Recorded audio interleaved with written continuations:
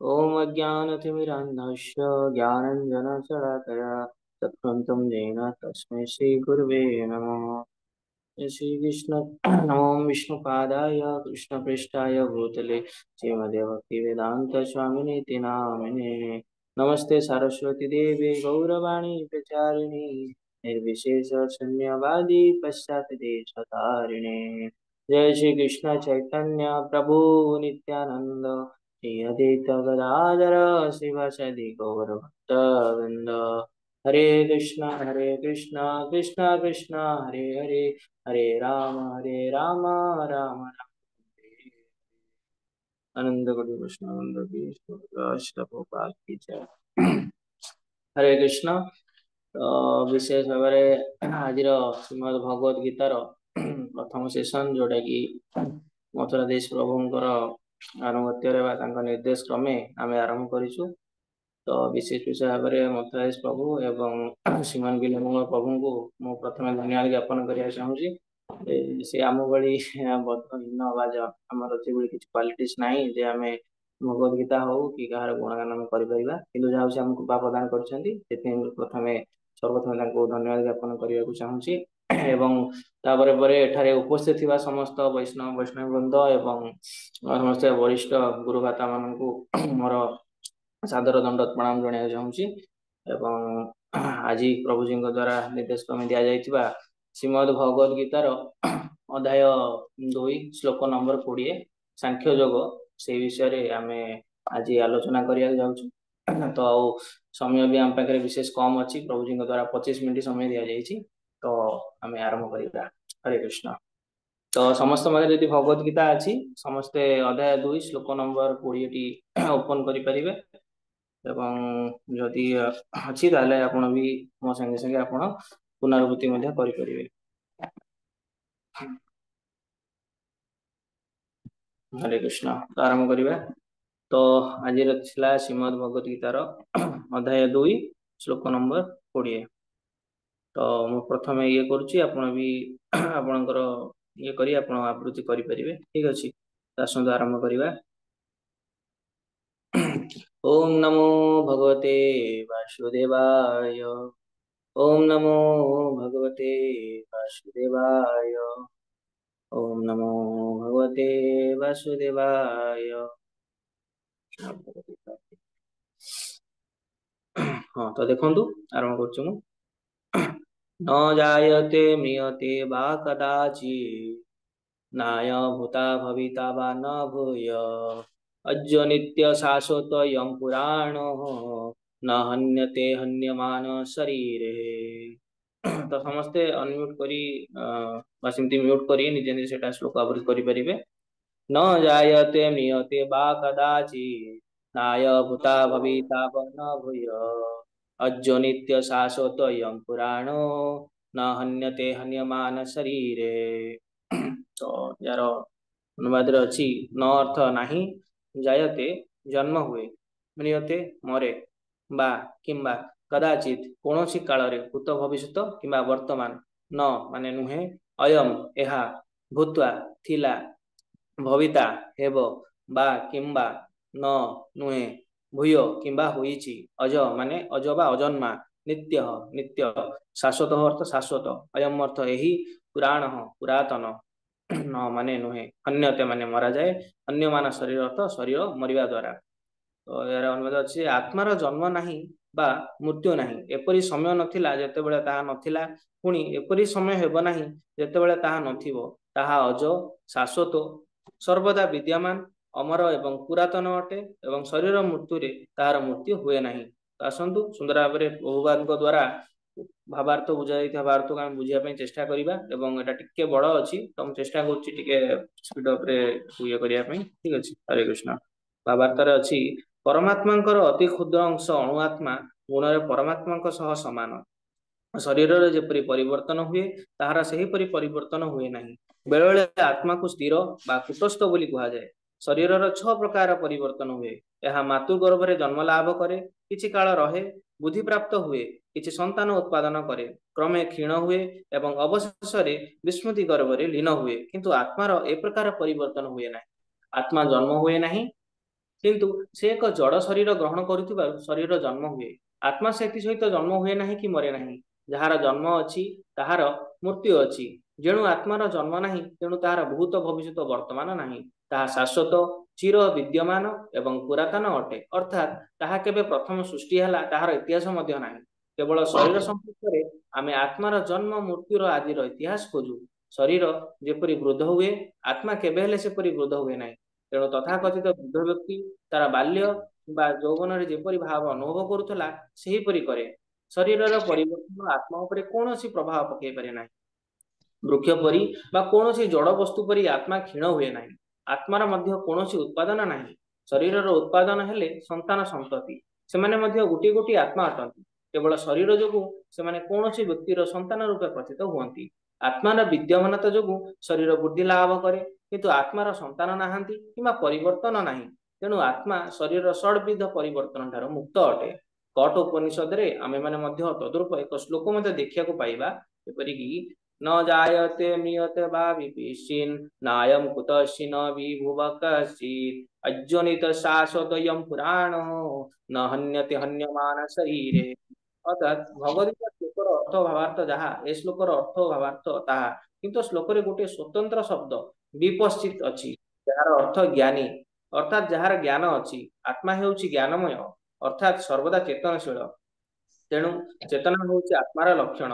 ହୃଦୟରେ କେଉଁଠାରେ ଆତ୍ମା ବିଦ୍ୟମାନ ଏହା ଅବଶ୍ୟ କେହି କଦାପି ବାହାର କରିପାରିବେ ନାହିଁ। ତାହା ହେଲେ ବି ଚେତନାର ବିଦ୍ୟମାନତା ଯୋଗୁଁ ବ୍ୟକ୍ତି ଆତ୍ମାର ବିଦ୍ୟମାନତା କଥା ବୁଝିପାରିବ। ବେଳେ ବେଳେ ଆକାଶ ମେଘୁଆ ହୋଇଥିବାରୁ ଆମେମାନେ ଆକାଶରେ ସୂର୍ଯ୍ୟଙ୍କୁ ଦେଖିପାରୁନାହୁଁ, କିନ୍ତୁ ସୂର୍ଯ୍ୟାଲୋକ ବରାବର ରହିଛି ଏବଂ ସେଇଥିରୁ ଆମେ ବୁଝିପାରୁ ଯେ ବର୍ତ୍ତମାନ ଦିବସ ଅଟେ ବା ଦିନ ହୋଇଛି। ବଡ଼ି ସକାଳେ ଯେତେବେଳେ ଆମେ କିଛି ସୂର୍ଯ୍ୟାଲୋକ ଆକାଶରେ ଦେଖୁ, ସେତେବେଳେ ଆମେ ବୁଝିପାରୁ ଯେ ସୂର୍ଯ୍ୟ ଆକାଶରେ ଅଛନ୍ତି, ସୂର୍ଯ୍ୟ ଉଦୟ ହେଲେଣି। ଠିକ୍ ସେହିପରି ମାନବ ହେଉ ବା ମାନବ ବେତର ପ୍ରାଣୀ ହେଉ, ଯେତେବେଳେ ଆମେ ସେ ଶରୀରରେ ସେମାନଙ୍କର କିଛି ଚେତନା ଦେଖିବାକୁ ପାଉ, ସେତେବେଳେ ଆମେ ବୁଝିପାରୁ ଯେ ଶରୀରରେ ଆତ୍ମା ବିଦ୍ୟମାନ। ଆତ୍ମାର ଏକ ଚେତନା ପରମାତ୍ମାଙ୍କ ଠାରୁ ଚେତନା ଭିନ୍ନ, କାରଣ ପରମ ଚେତନାଙ୍କର ଭୂତ ଭବିଷ୍ୟତ ଓ ବର୍ତ୍ତମାନ ସମସ୍ତଙ୍କର ଜ୍ଞାନ ଥାଏ। କିନ୍ତୁ ଜୀବାତ୍ମାର ଚେତନା ଏସବୁକୁ ଭୁଲି ଯାଇଥାଏ। ଯେତେବେଳେ ସେ ତାହାର ପ୍ରକୃତ ସ୍ୱଭାବ ବା ସ୍ୱରୂପ ସ୍ଥିତିକୁ ଭୁଲିଯାଏ, ସେତେବେଳେ ସେ କୃଷ୍ଣଙ୍କ ଠାରୁ ଶିକ୍ଷା, ପରମ ଜ୍ଞାନ ଲୋକ ବା ଶିକ୍ଷା ପ୍ରାପ୍ତ ହୁଏ। କିନ୍ତୁ କୃଷ୍ଣଙ୍କୁ ଭୁଲି ଯାଇଥିବା ଆତ୍ମା ପରି ନୁହନ୍ତି। ଯଦି ତାହା ହୋଇଥାନ୍ତା ତାହେଲେ କୃଷ୍ଣଙ୍କର ଏ ଭଗବତ ଗୀତା ଶିକ୍ଷା ବ୍ୟର୍ଥ ହୋଇଯାଇଥାନ୍ତା। ଦୁଇ ପ୍ରକାର ଆତ୍ମା ଅଛନ୍ତି, ଯଥା କ୍ଷୁଦ୍ର ଅଣୁ ଆତ୍ମା ଏବଂ ପରମାତ୍ମା ବା ବିଭୁ ଆତ୍ମା। ଏହା ମଧ୍ୟ କଠ ଉପନିଷଦରେ ନିମ୍ନୋକ୍ତି କୁହାଯାଇଅଛି। अणुरणे आत्मा हतो महीयान् आत्मस्य जन्ता निहित गुहायाम् तम् अकृत पश्यति वितशोकः धातु प्रसादान महिमानमात्मनः। ଅର୍ଥାତ୍ ଉଭୟ ଜୀବାତ୍ମା ଓ ପରମାତ୍ମା ଜୀବର ଶରୀର ବୃକ୍ଷରେ ହୃଦୟ ମଧ୍ୟରେ ଅବସ୍ଥାନ କରୁଛନ୍ତି। ଯେଉଁ ବ୍ୟକ୍ତି ପରମାତ୍ମାଙ୍କ କୃପାରୁ ସମସ୍ତ ଭୌତିକ କାମରୁ ତଥା ଦୁଃଖ ଶୋକରୁ ମୁକ୍ତ, ସେହି ଆତ୍ମାର ମାହାତ୍ମ୍ୟ ବୁଝିପାରିବ। ଭଗବାନ ଶ୍ରୀକୃଷ୍ଣ ମଧ୍ୟ ପରମାତ୍ମାଙ୍କର ଉଦ୍ଭୂତ ସ୍ଥଳ। ପରବର୍ତ୍ତୀ ଅଧ୍ୟାୟମାନଙ୍କରେ ଏକଥା ଜଣାପଡ଼ିବ। ଅର୍ଜୁନ ହେଉଛନ୍ତି ଅଣୁ ଆତ୍ମା, ଯିଏକି ନିଜର ସ୍ୱରୂପ ସ୍ଥିତିକୁ ଭୁଲି ଯାଇଛନ୍ତି। ତେଣୁ ସେ କୃଷ୍ଣଙ୍କ ଠାରୁ କିମ୍ବା ତାଙ୍କର ଉପଯୁକ୍ତ ପ୍ରତିନିଧିଙ୍କ ଠାରୁ ଜ୍ଞାନଲୋକ ପ୍ରାପ୍ତ ହେବା ଦରକାର। ହରେ କୃଷ୍ଣ। ତ ଏହିପରି ଭାବରେ ସୁନ୍ଦର ଭାବରେ ଶ୍ରୀଲ ପ୍ରଭୁପାଦଙ୍କର ଯୋଉ ଭାବାର୍ଥ ରହିଲା ସେଟା ରହିଗଲା। ଏବଂ ଆସନ୍ତୁ ଆମେ ଏ ବିଷୟରେ ଆଲୋଚନା କରିବା। ଆଜି ଯୋଉ ଶ୍ଲୋକଟି ଦିଆଯାଇଛି ତ ସେଟା କଣ ଥିଲା? न जायते म्रियते वा कदाचित् नाय भूता भविता वा न भूय अजनित शाश्वतयं पुराणो न हन्यते हनिमान शरीरे। ତ ଏଥିରେ ଶ୍ରୀଲ ପ୍ରଭୁପାଦ ସୁନ୍ଦର ଭାବରେ ବୁଝିବାକୁ ଚେଷ୍ଟା କରିଛନ୍ତି ଏବଂ ଆପଣ ବି ଆମେ ପ୍ରାୟତଃ ପ୍ରଭୁପାଦଙ୍କର ଲେକ୍ଚର ବି ଶୁଣିଛେ, ଯୋଉଥିରେ କି ପ୍ରଭୁପାଦ ସବୁବେଳେ ଗୋଟେ ଜିନିଷ ହିଁ ପ୍ରାୟ ପଏଣ୍ଟ ଆଉଟ୍ କରନ୍ତି ଯେ ଆମେ ଶରୀର ନୁହେଁ, ଆମେ କଣ ହଉଛି ଆତ୍ମା। ତ ଆଜିର ଯୋଉ ବିଷୟବସ୍ତୁ ହଉଛି ଶ୍ରୀମଦ୍ ଭଗବତ ଗୀତାର ଅଧ୍ୟାୟ 2 ଶ୍ଲୋକ 20ରେ ସାଂଖ୍ୟ ଯୋଗରେ। ତ ଏଥିରେ ଭଗବାନ ଶ୍ରୀକୃଷ୍ଣ କେମିତି ବୁଝେଇଛନ୍ତି ଅର୍ଜୁନକୁ, ଯଦି ଅର୍ଜୁନ କଣ ହେଇଛି ଯୁଦ୍ଧ କ୍ଷେତ୍ରରେ ହତ ଉତ୍ସାହିତ ହୋଇ ପଡିଛନ୍ତି ଏବଂ ସିଏ ନିଜକୁ କଣ ଭାବିଛନ୍ତି, ଶରୀର ଭାବିଛନ୍ତି। ସେ ଭାବିଛନ୍ତି ଯେ ଏଇ ଯୋଉ ଧନ ବା ଏଇ ଯୋଉ ମୋର ରିଲେସନ ରହିଲେ, ମୋ ବାପା ମା, ମୋ ପିତା ମାତା, ମୋର ସହୋଦର, ଏମାନେ ସବୁ କଣ ହଉଛନ୍ତି, ସେ ହଉଛନ୍ତି ମୋର ଏବଂ ମୁଁ ହଉଛି ଶରୀର। ତ ଏଇ ଜାଗାରେ ଭଗବାନ ଶ୍ରୀକୃଷ୍ଣ ଅର୍ଜୁନକୁ ବୁଝିବାକୁ ଯାଇ ଆମର ଯୋଉ ରହିଲେ ମାନବ ସମାଜ, ତାଙ୍କୁ ଶିକ୍ଷା ଦିଆଯାଇଛି, ଯୋଉଟା କି ପ୍ରଭୁପାଦ ସୁନ୍ଦର ଭାବରେ ଏଥିରେ ପଏଣ୍ଟ ଗୁଡାକ ମଧ୍ୟ ଦେଇଛନ୍ତି। ଏଇଟା ଆମେ ଆଗକୁ ବର୍ତ୍ତମାନ ଦେଖିବା, ତ ଆସନ୍ତୁ ଆଲୋଚନା କରିବା। ତ ଏଥିରେ କଣ ଅଛି, ଏଥିରେ ପ୍ରଭୁପାଦ ବୁଝିବାକୁ ଚେଷ୍ଟା କରିଛନ୍ତି ଯେ ଆକ୍ଚୁଆଲି ବାସ୍ତବରେ ଆମେ ହଉଛୁ କଣ, ଆମେ ହଉଛି ଆତ୍ମା। ଏବଂ ଆମେ କିନ୍ତୁ ଯେହେତୁ ଆମେ ବାରମ୍ବାର କଣ କରୁଛେ ଆମର ଯୋଉ ରହିଲା ଭୌତିକ ଇଚ୍ଛା ବା ଭୌତିକ କାମନା ସକାଶେ ଆମେ ବାରମ୍ବାର ଏଇ ଜନ୍ମ ମୃତ୍ୟୁ ଜରା ବ୍ୟାଧି, ହଁ, ଏସବୁ ଜିନିଷରେ କଣ କରୁଛେ, ଆମେ ଏସବୁ ଜିନିଷରେ ପଡୁଛେ ବା ଏସବୁ ବାରମ୍ବାର ପୁନର୍ବାର ଜନ୍ମ କରୁଛେ। ଆଜି ମଣିଷ ଜନ୍ମ ପାଇଲେ କାଲି ମାନେ ବଦ୍ଧ ଜୀବ ବା ବହୁତ ମାନେ ବିଭିନ୍ନ ପଶୁ ପକ୍ଷୀ ଯୋନି ପାଇଲେ। ହଁ, ହରେ କୃଷ୍ଣ। ପ୍ରଭୁ ସମସ୍ତଙ୍କୁ ଟିକେ ମ୍ୟୁଟ କରିଦିଅନ୍ତୁ। म्यूट ଅଛନ୍ତି ସମସ୍ତେ। ଆଜ୍ଞା ଆଜ୍ଞା, ରାମ ପ୍ରଭୁଙ୍କର ଠିକ ଅଛି। ହଁ, ହରେ କୃଷ୍ଣ। ହଁ, ତ ଏଇଭଳି ଭାବରେ ଆମେ କଣ ହେଇଛେ, ଆମେ ବାରମ୍ବାର ଜନ୍ମ ନଉଛେ। କିନ୍ତୁ ବାରମ୍ବାର ଜନ୍ମ ମୃତ୍ୟୁ ଜରା ବ୍ୟାଧି ବା ଏଇ ଯୋଉ ରହିଲା ଚାରୋଟି ସ୍ତର, ଏ ଭିତରେ ଆମେ ଏଇ ପୃଥିବୀରେ ପଡି କଣ ବାସ୍ତବରେ ଭୁଲି ଯାଇଛେ ଯେ ଆମେ ବାସ୍ତବରେ କିଏ। ଆମେ ହଉଛେ ବାସ୍ତବରେ ହଉଛେ ଆତ୍ମା। ଏବଂ ଆମେ କଣ ହଉଛି ଏଥିରେ ସୁନ୍ଦର ଭାବରେ ପ୍ରଥମ ଯୋଉ ଆରମ୍ଭ ହେଲା, ଏଥିରେ କଣ କୁହାଯାଇଛି ଯେ ପରମାତ୍ମାଙ୍କୁ ଆମେ ଅତି କ୍ଷୁଦ୍ର ଅଂଶ ବା ଅଣୁ ଆତ୍ମା। ଅର୍ଥାତ୍ ଯଦି ଭଗବାନ ହୁଅନ୍ତି କଣ, ଭଗବାନ ଯଦି ନିଆଁ ଦଉଛନ୍ତି, ଆମେ ଛୋଟ ଛୋଟ ଯୋଉ ସୂକ୍ଷ୍ମ ନିଆଁରୁ ବାହାରେ ଅଙ୍ଗାର ଛୋଟ ଛୋଟ ଦେଖିବେ ଝୁଲ ଟାଇପ ର ବାହାରେ, ତ ଆମେ ହଉଛି ତାଙ୍କର ଅତି କ୍ଷୁଦ୍ର ଅଣୁ ଅଂଶ। ଅର୍ଥାତ୍ ଆମେ ଭଗବାନ ଠାରୁ ଅଲଗା ନୁହେଁ, ଆମେ ଭଗବାନଙ୍କର ପାର୍ଟ ଆଣ୍ଡ ପାର୍ସଲ ଆମେ କହିପାରିବା। ଠିକ ଅଛି। କିନ୍ତୁ ଆମେ ବାସ୍ତବରେ କଣ ହେଇଛି, ଆମେ ବର୍ତ୍ତମାନ ଭକ୍ତି ମାର୍ଗରେ ମଧ୍ୟ ଆସିଯାଇଛୁ ପ୍ରଭୁପାଦଙ୍କ କୃପାରୁ, କୃଷ୍ଣଙ୍କ କୃପାରୁ, ଏବଂ ଆମେ ନାମ ଜପ ସବୁ କରୁଛେ। କିନ୍ତୁ ଦେଖନ୍ତୁ ବେଳେ ସ୍ଥିତି ବି ଏମିତି ହୁଏ, ଆମେ ବାସ୍ତବରେ ଭୁଲି ଯାଉ ଯେ ଆମେ ଏ ଶରୀର ନୁହେଁ। ବାସ୍ତବରେ ଆମେ ବେଳେ ହେଇଯାଏ ନା ଏମିତି ହେଇଯାଏ ଯେ ମାନେ ଆମେ କହୁ ନା ମତେ ଦେହ ଭଲ ନାହିଁ, ଆଜି ଜପ କରିପାରିବିନି, ଆଉ ମତେ ଭୋକ ହଉଛି, ଖାଇବାକୁ ଦରକାର ଇଏ ଦରକାର। କିନ୍ତୁ ଆମେ ବାସ୍ତବରେ ସେ ଜିନିଷଟା ଅନୁଭବ କରିପାରୁନେ। ତ ଏଥିରେ ପ୍ରଭୁପାଦ ପ୍ରାୟ ସମୟରେ ଦେଖାଯାଇଛି, ଲେକ୍ଚର ହଉ ତାଙ୍କର ଯାହା ହଉ, ସେ ସବୁବେଳେ ତାଙ୍କର ଯୋଉ ଶିଷ୍ୟମାନେ ତାଙ୍କୁ ସବୁବେଳେ ଗୋଟେ କଥା ହିଁ ପ୍ରାୟତଃ କହୁଥିଲେ। ମୁଁ ତାଙ୍କ ଲେକ୍ଚର ବି ଶୁଣୁଥିଲି। ତ ପ୍ରଭୁପାଦ କହୁଥିଲେ ଯେ କିଭଳି ଭାବରେ ଆମେ ହଉଛି କେବଳ କଣ, ଆମେ ହଉଛି ଆତ୍ମା। ଏବଂ ଏଇଭଳି ଗୋଟେ ଅଛି ଇଏ ଯୋଉଥିରେ କି ଲେକ୍ଚରରେ ଦେଖା ଯାଇଛି, ତାଙ୍କର ଯେଉଁ ଶିଷ୍ୟ ଥିଲେ ସେଇ ସମୟରେ ସେ ଆମେରିକାରେ ଯୋଉ କୋଚିଂ କରୁଥିଲେ ଶିଳ ପ୍ରଭୁପାଦ, ତ ତାଙ୍କର ଆଉ ଯେମିତି ନର୍ମାଲ ଲୋକ ଥାନ୍ତି, ସେମାନେ ଆସି ତାଙ୍କ ଶିଷ୍ୟକୁ କହିଛନ୍ତି ଯେ ଆପଣ ଯେ ସ୍ୱାମୀ ଯିଏ ଅଛନ୍ତି ସେ ସବୁବେଳେ କେବଳ ସେ ଗୋଟେ କଥା ହିଁ କହୁଛନ୍ତି ଯେ କେବଳ ଆମେ ଶରୀର ନୁହେଁ, ଆମେ ହଉଛି ଆତ୍ମା। ଆତ୍ମା ତ ୟାକୁ ଛାଡି ବି ଅଲଗା କିଛି ଜ୍ଞାନ ଅଛି ଯୋଉଟା କି ସମସ୍ତଙ୍କୁ ସେ କହିପାରିବେ, କିନ୍ତୁ କହୁନାହାନ୍ତି। କଣ ପାଇଁ ସେ ଗୋଟେ କଥା କହୁଛନ୍ତି?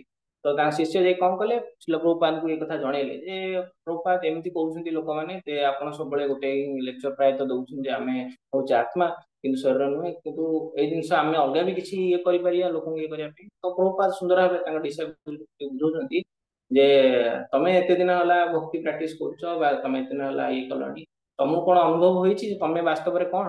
ତ ତାଙ୍କ ଏ ଡିସାଇପଲ୍ ତ ସିଏ ହେଇଗଲେ, ସିଏ କହିଲେ ହଁ ମୁଁ ତ ଆପଣ ଯେହେତୁ ମାନେ ପ୍ରତି ତାଙ୍କର ଇଏରେ କହନ୍ତି ଯେ ଆମେ ହଉଛି ଆତ୍ମା, କିନ୍ତୁ ଆତ୍ମା କହିବା ଓ ଆମେ ନିଜ ଆତ୍ମା ବୁଝିବାରେ ଫରକ ଅଛି, ଯୋଉଟା କି ଏଥିରେ ଭଗବତ ଗୀତା ବର୍ତ୍ତମାନ ଏଇ ଶ୍ଲୋକରେ ଆମେ ଦେଖିବା ସୁନ୍ଦର ଭାବରେ ବୁଝା ଯାଇଛି। ତ ଆସନ୍ତୁ ଆମେ ଆଗକୁ ଯିବା। ମୁଁ କାରଣ ଯଦି ଆମେ କହିବା ପ୍ରଭୁପାଦଙ୍କ ପାଷ୍ଟ ଟାଇମ୍ ବିଷୟରେ, ସିଏ ବି ବହୁତ ବୁଝିବାକୁ ଚେଷ୍ଟା କରିଛନ୍ତି ଆମକୁ, ତ ସେ କଥା କହିଲେ ଆଲୋଚନା କଲେ ସମୟ ହୋଇଯିବ।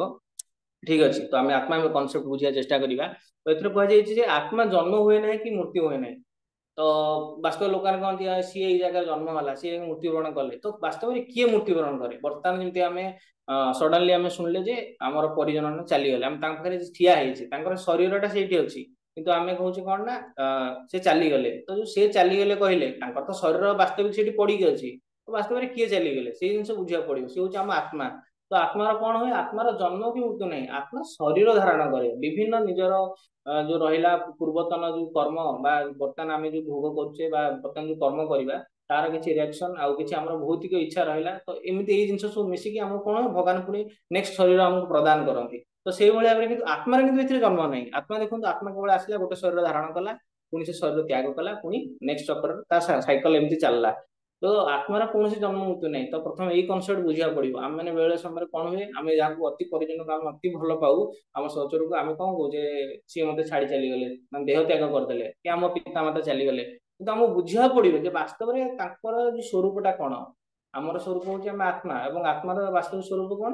ଆତ୍ମା ସ୍ୱରୂପ ହଉଛି କୃଷ୍ଣର ନିତ୍ୟ ଦାସ ବା ଭଗବାନଙ୍କର ନିତ୍ୟ ସେବା କରିବା ହଉଛି ଆମର ମୁଖ୍ୟତଃ ସ୍ୱରୂପ। କିନ୍ତୁ ଆମେ ଯେହେତୁ ଭୌତିକ ଭବବନ୍ଧନ ପଡିଯାଇଛେ ବା ଭୌତିକ ଇଚ୍ଛା ସକାଶେ ଆମେ ଜନ୍ମ ଗୋଟେ ଆମେ ଜିନିଷ ଭୁଲି ଯାଇଛେ। ତ ଏଥିରେ ସେ କଥା ବୁଝା ଯାଇଛି ଯେ ଆତ୍ମାର ଜନ୍ମ ହୁଏ ନାହିଁ, କିନ୍ତୁ ସେ ଏକ ଜଡ ଶରୀର ଗ୍ରହଣ କରୁଥିବାରୁ ଶରୀରଟି ଜନ୍ମ ହୁଏ। ଅର୍ଥାତ୍ ଶରୀରଟା ଜନ୍ମ ହୁଏ। ମାନେ ମୁଁ ଆପଣଙ୍କ ସାଙ୍ଗେ କଥା କହୁଛି ନା ଭଗବତ ଗୀତା ବିଷୟରେ କିଛି କହୁଛି, ତ ବର୍ତ୍ତମାନ ଶରୀର ଦ୍ଵାରା କହୁଛି, ଏବଂ ଶରୀରକୁ ଶକ୍ତି କିଏ ଦଉଛି? ଶରୀରକୁ ଶକ୍ତି ଦଉଛି ଆତ୍ମା। କାରଣ ଦେହ ମୋ ଶରୀର ଯଦି ଆତ୍ମା ନଥାନ୍ତା, ଯଦି ଆତ୍ମା ଚାଲି ଯାଇଥାନ୍ତେ, ତାହେଲେ ମୋର ଯୋଉ ଆକ୍ଟିଭିଟି ଅଛି, ଯେମିତି ହାତ ଆଙ୍ଗୁଠି ହଲିବା ବା ମୁଁ କଥା କହିବା, ଏସବୁ ଶକ୍ତି କୋଉଠି ଆସୁଛି? ଏସବୁ ଶକ୍ତି କେବଳ ଆତ୍ମାଙ୍କ ଠାରୁ ହିଁ ଆସୁଛି। ତ ଯଦି ଶରୀରରେ ଆତ୍ମା ନାହିଁ ତାହେଲେ ଆତ୍ମା ଆମ ଶରୀରଟା ନିଷ୍କ୍ରିୟ, ତ ଆତ୍ମା ଥିଲେ ହିଁ ସକ୍ରିୟ। ତ ଏଇ ଜିନିଷ ପ୍ରଥମ ବୁଝିବାକୁ ପଡିବ। ଯେତେ ବି ସାଇନ୍ସ ହଉ ଯେତେ ବି ଯାହା ହଉ ସମସ୍ତେ କହନ୍ତି ଯେ ବଡି ଚାଲିଛି, ବଡିର ଫଙ୍କସନ ଅଛି, ହାର୍ଟ ଅଛି, ଇଏ ଅଛି ସିଏ ଅଛି, ବିଭିନ୍ନ ମାଇଣ୍ଡ ଅଛି, ଏମିତି ସବୁ କହିବେ, କିନ୍ତୁ ବାସ୍ତବରେ କନସେପ୍ଟ ଦେଖିବାକୁ ଗଲେ ଏଇଟା ଆତ୍ମା ଦ୍ଵାରା ହିଁ ପରିଚାଳିତ ହଉଛି। ହଁ, ତ ଏଇ କଥା ଏଠି ବୁଝା ଯାଇଛି, ଆତ୍ମାର ଜନ୍ମ ହେଲେ ମୃତ୍ୟୁ ହୁଏ ନାହିଁ, ତେଣୁ ଆତ୍ମାର ଜନ୍ମ ନାହିଁ, ତେଣୁ ତାର ଭୂତ ଭବିଷ୍ୟତ ବର୍ତ୍ତମାନ ନାହିଁ। ତ ଦେଖନ୍ତୁ ଏତେ ସୁନ୍ଦର ପ୍ରଭୁପାଦ କହିଛନ୍ତି ଯେ ଆତ୍ମାର କୌଣସି ଅତୀତ ନାହିଁ କି ଭବିଷ୍ୟତ ନାହିଁ, କିଛି ନାହିଁ, ଆତ୍ମା ପୁରାତନ କାଳରୁ, ଯେପରି ଭଗବାନଙ୍କ ସାଙ୍ଗେ ଆମର କନେକ୍ସନଟା ଅଛି କଣ, ବହୁତ ପୁରାତନ କାଳରୁ, ସେଇପରି ଭାବରେ ଏଥିରେ ଆତ୍ମାର କୌଣସି ଭୂତ ଭବିଷ୍ୟତ ନାହିଁ ଏବଂ ତାହା ଶାଶ୍ୱତ ଚିର ବିଦ୍ୟମାନ। ଏବଂ କଣ କୁହାଯାଉଛି, ଆତ୍ମା ହଉଛି ସବୁବେଳେ ଶାଶ୍ୱତ, ମାନେ କନଷ୍ଟାଣ୍ଟ ଏବଂ ଚିର ବିଦ୍ୟମାନ, ଅର୍ଥାତ କଣ, ତାର କେବେ ଲୁପ୍ତ ହିଁ ହୁଏ ନାହିଁ, କେବେ କ୍ଷୟ ହୁଏ ନାହିଁ। ଏବଂ ଆଗକୁ କଣ କୁହାଯାଇଛି, ଗୋଟେ ସେକେଣ୍ଡ, 8ଟା 15, ହଁ ରହୁଛି, କ୍ଷମା କରିବେ ଯଦି ସମୟ ହେଇଯାଇଛି ମତେ ଟିକେ ଜଣେଇବେ, ଠିକ ଅଛି, ମୁଁ ଧୀରେ ଧୀରେ କହୁଛି, ଚେଷ୍ଟା କରୁଛି। ହଁ, ତାପରେ ଆଉ କଣ କୁହାଯାଇଛି, ତେଣୁ ତଥାକଥିତ ବୃଦ୍ଧ ବ୍ୟକ୍ତି ତାର ବାଲ୍ୟ କିମ୍ବା ଜୀବନ ଜୀବନ ଭାବ ଅନୁଭବ କରୁଥିଲା, ତ ସେ ସେଇପରି କରେ। ତ ଶରୀର ପରିବର୍ତ୍ତନ ଉପରେ ଆତ୍ମା କଣ, ଦେଖନ୍ତୁ ଯୋଉଟା କଣ ହଉଛି, ଏଥିରେ ବହୁତ ପ୍ରଭୁପାଦ ସୁନ୍ଦର ଭାବରେ କଣ ବୁଝିଛନ୍ତି। ଆମେ କଣ ହୁଏ, ଆମେ ଶରୀର ଧାରଣ କରୁ, ମା ଗର୍ଭରେ ରହୁ, 6 ମାସ ଗର୍ଭରେ ରହୁ, 6 ମାସ ପରେ ଜନ୍ମ ଗ୍ରହଣ କରୁ, ତାପରେ ବଡ ହଉ, ତାପରେ ବଡ ହଉ, ଧୀରେ ଧୀରେ ଧୀରେ କଣ ବୃଦ୍ଧ ହେଇଯାଉ, ବୃଦ୍ଧ ହେଇକି ଶେଷରେ କଣ ମୃତ୍ୟୁବରଣ କରୁ। କିନ୍ତୁ ଆତ୍ମା ଉପରେ ଏହାର କିଛି ବି ପ୍ରଭାବ ପଡେନି। ଆପଣ ସେମିତି ଛୋଟ ଥାଆନ୍ତୁ, ସେ ଆତ୍ମା ଯେମିତି କ୍ଷଣିକ ଥିଲା ସେ ସେଇଭଳି ପୁରା ସୂକ୍ଷ୍ମ ଭାବରେ ଅଛି ଆମ ଶରୀରରେ। ଆପଣ ଯେତେ ବଡ ହୁଅନ୍ତୁ, ଯାହା କରନ୍ତୁ, କିଛି ଆତ୍ମା ଉପରେ କିଛି ପ୍ରଭାବ ପକେଇବନି, ଏଠି ସେଇ ଜିନିଷ ବୁଝାଯାଇଛି। ଏବଂ ଶରୀର ଉତ୍ପାଦନ ହେଲେ ସନ୍ତାନ ସନ୍ତତି, ଦେଖନ୍ତୁ ଆମ ଶରୀର ଦ୍ଵାରା କଣ ହୁଏ, ଆମେ ବିଭିନ୍ନ କିଏ କାହା ପୁଅ ଜନ୍ମ କଲେ, କିଏ କାହା ପୁତ୍ରୀ ଜନ୍ମ କଲେ, ଏସବୁ ଜିନିଷ ଉତ୍ପାଦନ, କିନ୍ତୁ ଆମେ ତାଙ୍କ ଶରୀର ଉପରେ ଜନ୍ମ ଦେଲେ, ତାଙ୍କ ଆତ୍ମାଙ୍କୁ ଆମେ ଜନ୍ମ ଦେଲେ, କାରଣ ଆତ୍ମାଙ୍କର କନେକ୍ସନ ହଉଛି କୃଷ୍ଣଙ୍କ ସାଙ୍ଗରେ, କୃଷ୍ଣ ହିଁ ସେ ଆତ୍ମାର ମାନେ ପରମ, ମାନେ ତାଙ୍କ ପରମ ପିତା, ସେ ହିଁ ତାଙ୍କୁ ଦେଇଛନ୍ତି, କିନ୍ତୁ ଆମ ଶରୀର ଦ୍ଵାରା ଆମେ ସେଇ ସନ୍ତାନ ସନ୍ତତି ଉତ୍ପତ୍ତି କଲୁ। ଏବଂ ଏଥିରେ ସୁନ୍ଦର ଭାବରେ କଠ ଉପନିଷଦର ମଧ୍ୟ ଗୋଟେ ଶ୍ଲୋକ ଦେଖିବା ପାଇବା, ଯୋଉଟା କି ଥିଲା ଯେ ନ ଜାୟତେ ମ୍ରିୟତେ ବା ବିଭୀଷିନ୍ନାୟ କୃତ୍ତିସ୍ମିନ୍ ବିଭୂତ କଶ୍ଚିତ୍ ଅଜନିତ ଶାଶ୍ୱତଂ ପୁରାଣ ନହନ୍ୟତି ହନିମାନ ଶରୀରେ। ଅର୍ଥାତ୍ ଏଥିରେ ସୁନ୍ଦର ଭାବେ ବୁଝାଯାଇଛି ଯେ ଆତ୍ମା ଜ୍ଞାନମୟ, ଅର୍ଥାତ୍ ସର୍ବଦା ଚେତନଶୀଳ, ଯୋଉଟା ମୁଁ କହୁଥିଲି ଯେ ଆମର ଯୋଉ ଆକ୍ଟିଭିଟିସ୍ ଅଛି, ବା ଆମେ ସକାଳେ ଆଖି ଖୋଲିଲେ, ଆମେ ଜପ କଲେ, ଆମେ କଥାବାର୍ତ୍ତା ହେଲେ, ଏସବୁ ଚେତନା, ଗୋଟେ ଚେତନା ଅଛି, ଯୋଉ ଚେତନା ଦ୍ଵାରା ଆମେ କଣ ହଉଛି, ବଡିଟା ଆକ୍ଟିଭ ହଉଛି, ଏବଂ ସେ ଚେତନା କଣ, ଚେତନା ହଉଛି ଆତ୍ମା। ହଁ, ତେଣୁ ଏଥିରେ ହୃଦୟରେ କେଉଁଠି ଆତ୍ମା ବିଦ୍ୟମାନ, ଏହା ଅବଶ୍ୟ କଦାପି କେହି ବାହାର କରିପାରିବେ ନାହିଁ, ଲେଖା ହେଇଛି। ଏବଂ ତାପରେ ଲେଖା ହେଇଛି ଯେ ତେଣୁ ଚେତନାର ବିଦ୍ୟମାନତା ଯୋଗୁଁ ବ୍ୟକ୍ତି ଆତ୍ମାର ବିଦ୍ୟମାନତା କଥା ବୁଝିପାରିବ। ଯେହେତୁ ଆମେ ତ ଗୋଟେ ଚେତନା ଅଛି, ଯେ ଆମେ ସକାଳେ ହେଲା ମାତ୍ରେ ଉଠୁଛେ, ଆମେ କଥାବାର୍ତ୍ତା କରୁଛେ, ଆମେ ଖାଉଛେ ପିଉଛେ, ଆମେ ବା ବଡିଟା ଯୋଉ ମୁଭମେଣ୍ଟ ହଉଛି, ତା ଭିତରେ ଗୋଟେ ଆତ୍ମା ଅଛି। କେବଳ ଏମିତି ବୁଝିଲେ ହବନି ଯେ ଆମ ଶରୀରରେ ମେସିନ ଥାଏ, ଯେମିତି ମେସିନ ଦ୍ୱାରା ପରିଚାଳିତ, ସେମିତି ବାସ୍ତବରେ କେବେ ବି ନୁହେଁ। ଆତ୍ମା ଅଛି ବୋଲି ଆମେ ପରିଚାଳିତ ହେଉଛେ, ଠିକ ଅଛି। ଏବଂ ଏଥିରେ ସୁନ୍ଦର ଭାବରେ ବହୁ ଏକ୍ସାମ୍ପଲ ଦେଇଛନ୍ତି ଯେ ବେଳେବେଳେ ଆକାଶ ମେଘୁଆ ହୋଇଥିବାରୁ ଆମେ ଆକାଶରେ ସୂର୍ଯ୍ୟଙ୍କୁ ଦେଖି ପାରୁନାହୁଁ। ଯଦି ଥାଏ କଣ ଥାଏ, ଯେମିତି ଆଜି ଅଛି ଦେଖନ୍ତୁ, ବାହାରେ ଖରା ହଉନି, ବାହାରେ ବର୍ଷା ଟାଇପର ମେଘ ହେଇଛି, କିନ୍ତୁ ଆମେ ସୂର୍ଯ୍ୟଙ୍କୁ ଦେଖି ପାରୁନୁ, ତା ବୋଲି କଣ ସୂର୍ଯ୍ୟ ନାହାନ୍ତି? ସୂର୍ଯ୍ୟ ଅଛନ୍ତି ବାସ୍ତବରେ, କିନ୍ତୁ ମେଘଟା କଣ ହେଇଛି, ଢାଙ୍କିକି ଅଛି, ଠିକ ଅଛି। ତ ଏଥିରେ କିଛି କଥା କୁହାଯାଇଛି, ସେ ସେଇଭଳି କଣ ହେଇଛି, ଆମେ ଏଇ ଯୋଉ ଶରୀର ଆବରଣ ଦ୍ଵାରା ଆମେ ଢାଙ୍କି ହେଇଛେ, ତ ଆମର ଯୋଉ ଅଛି ମାୟା, ଯୋଉ ଜଳ ବୁଦ୍ଧି, ତା ଦ୍ଵାରା ଆମେ କଣ ହେଇଛି, ପୁରା ଢାଙ୍କି ଅଛି। ଆମେ ଭିତରେ ଯୋଉ ଆତ୍ମାଟା ଅଛି ସମସ୍ତଙ୍କ ହୃଦୟରେ ବା ସମସ୍ତଙ୍କ ଦେହରେ, ଆମେ ସେ ଜିନିଷଟା ଦେଖିପାରୁନେ। ତ ଆମେ ଚେଷ୍ଟା କରିବା ଦରକାର ସେ ଦେଖିବା ପାଇଁ। ଏବଂ ସେଥିରେ ଆଗକୁ କଣ କୁହାଯାଇଛି, ଯେ ବଡି ସକାଳେ ଯେତେବେଳେ ଆମେ ସୂର୍ଯ୍ୟାଲୋକରେ କିଛି ଆକାଶରେ ଦେଖୁ, ସେତେବେଳେ ଆମେ ଦେଖିପାରୁ ଯେ ସୂର୍ଯ୍ୟରେ ଆକାଶ ଅଛନ୍ତି। ଠିକ ସେଇପରି ମାନବ ହେଉ ବା ମାନବର ପ୍ରାଣୀ ହଉ, ଯେତେବେଳେ ସେ ଆମ ଶରୀର ମାନଙ୍କ କିଛି ଚେତନା ଦେଖିବା ପାଉ, ସେତେବେଳେ ଆମେ ବୁଝିପାରୁ ଯେ ଶରୀରରେ ଆତ୍ମା ବିଦ୍ୟମାନ। ସେପରି ଭାବରେ ଆମେ ଆତ୍ମା ବିଷୟରେ କେମିତି ଜାଣୁ, ଯେତେବେଳେ ଦେଖୁ ଯେ ଶରୀରଟା ଆକ୍ଟିଭିଟି ହଉଛି। ଆମେ କଣ ହୁଏ, ରାତିରେ ଆମେ ଶୋଇପଡୁ ଏବଂ ସକାଳୁ ପୁଣି ଉଠୁ, ରାତିରେ ଯୋଉ ଶୋଇପଡୁ ବଡିଟା ଇନଆକ୍ଟିଭ ହେଇଯାଏ, ତାପରେ ଆତ୍ମା ପଳେନି, ଆତ୍ମା ରହେ, କିନ୍ତୁ ଆମେ କିଛି ସମୟ କଣ ସ୍ଲିପିଂ ମୋଡରେ ରହୁ ଏବଂ ସକାଳେ ପୁଣି ଆମେ ଉଠି ପଡୁ। କେମିତି ହୁଏ, ତ ଆତ୍ମାର ଆକ୍ଟିଭିଟିସ୍ ଅଛି। ଆତ୍ମା ଯଦି ସେଇ ସମୟ ଆପଣ ସକାଳୁ ଉଠୁଛନ୍ତି, ଆତ୍ମା ଯଦି ଶରୀର ତ୍ୟାଗ କରି ଚାଲି ଯାଇଥାନ୍ତା, ତାହେଲେ ଆପଣ ସେମିତି ହିଁ ରହିଥାନ୍ତେ ଏବଂ ଆପଣଙ୍କୁ ମୃତ ବୋଲି ଘୋଷିତ କରାଯାଇଥାଏ। ଏବଂ ଆତ୍ମା ଦେଖନ୍ତୁ, ଆତ୍ମାର ଶକ୍ତି ହଉଛି ଏତେ, ସେ ଶରୀର ଅଛି ବୋଲି ସବୁ ଆକ୍ଟିଭିଟିଜ ହଉଛି, ଆମର ନିଶ୍ୱାସ ଚାଲୁଛି, ପ୍ରଶ୍ୱାସ ଚାଲୁଛି, ଆମେ ଖାଦ୍ୟ ଇଏ କରୁଛେ, ଖାଦ୍ୟ ପଚନ ହଉଛି, ସରୁଛି, ଯେମିତି ମାନେ ତୁରନ୍ତ ୱିଦିନ୍ 1 ସେକେଣ୍ଡ ଯଦି ଆତ୍ମା ଆମ ଶରୀର ତ୍ୟାଗ କରିଦିଏ, ଆମର କଣ ହବ, ବଡିଟା ଇନଆକ୍ଟିଭ ହେଇଯିବ, ବଡି କଣ ହବ, ଥଣ୍ଡା ପଡିଯିବ ଏବଂ ଆମର ଖାଦ୍ୟ ପାଇକି ଯିବନି ଏବଂ ଶରୀର ବିଭିନ୍ନ ଦୁର୍ଗନ୍ଧ ବାହାରିବ। ଏମିତି ସବୁ ବହୁତ ପ୍ରକାର ଆକ୍ଟିଭିଟିଜ। ଦେଖନ୍ତୁ ଯେତେବେଳେ ଲୋକ ମୃତ ହୁଏ, ତ ତାର ବାସ୍ତବିକ କଣ ହୁଏ, ଶରୀରର ମୃତ୍ୟୁ ଘଟେ, ଆତ୍ମାର ମୃତ୍ୟୁ ଘଟେନି। ଏବଂ ଆତ୍ମା ଯେମିତି ଆତ୍ମାଟା କ୍ଷଣିକ ସାଙ୍ଗେ ସାଙ୍ଗେ ପଳେଇଲା, ତ ସାଙ୍ଗେ ସାଙ୍ଗେ ତା ବଡି ଇନଆକ୍ଟିଭ ହେଇଯାଏ ଏବଂ ବିଭିନ୍ନ ସାରା ଇଏ ହେଇଯାଏ ଏବଂ ଶରୀରଟା କଣ ହୁଏ, ନଷ୍ଟ ହୋଇଯାଏ। ସେଇଭଳି ଏଥିରେ ବର୍ଣ୍ଣନା କରାଯାଇଥିଲା।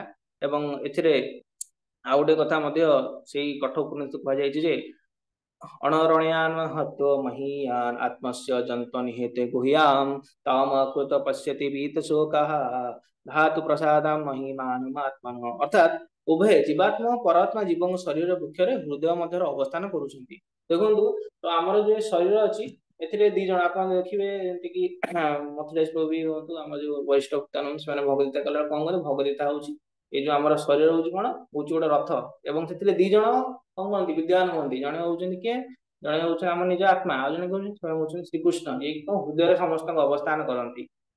तो एते से कथा कहै छै जे उभय जीवात्मा और परमात्मा जीवात्मा अर्थ होउछि हमर जो आत्माटा एवं परमात्मा अर्थ होउछि भगवान स्वयं श्री कृष्ण जे कि जीवर शरीर वृक्षरे हमर शरीरटा होउछि गोटे वृक्ष सदृश से कोन कहନ୍ତି हृदय मध्य अवस्थान करंती अर्थात उभय भगवान एवं आत्मा ए हृदय अवस्थान करूछन्ति। जो व्यक्ति परमात्मा कृपार समस्त भौतिक कामना तथा दुख शोकर मुक्त से ही आत्मार महात्म्य बुझीपर।